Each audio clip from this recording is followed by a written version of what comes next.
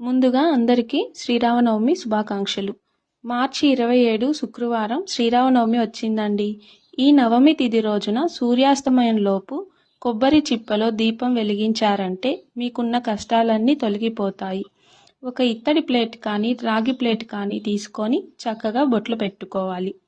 ఒక రాగి చెంబు తీసుకొని శుభ్రంగా కడిగి దాని మీద ఈ విధంగా స్వస్తికి వేసి కుంకుమ బొట్లు పెట్టుకొని ప్లేట్లో పెట్టుకోవాలి. ఈ రాగి చెంబులో నిండుగా బియ్యం పోసుకోవాలి.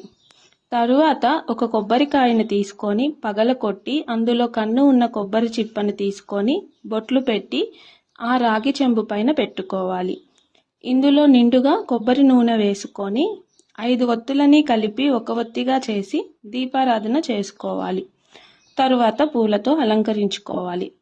ఇలా కొబ్బరి నూనెతో దీపం వెలిగించటం వలన మనకున్నటువంటి కష్టాలు బాధలు అన్నీ తొలగిపోతాయి. ఆ ఇంటి యజమానికి శుభ ఫలితాలు కలుగుతాయి. ఈ దీపాన్ని మీ పూజా మందిరంలో వెలిగించాలి. ఇలా వెలిగించటం వలన స్వామివారి ఆశీస్సులు మీ పైన ఎప్పుడూ ఉంటాయి. దీపం కొండెక్కిన తర్వాత కొబ్బరి చిప్పని పారే నీళ్ళల్లో కానీ ఎవరు తొక్కని ప్లేస్లో కానీ పడేయండి. అలాగే బియ్యంని మనం వండుకోవటానికి ఉపయోగించవచ్చు.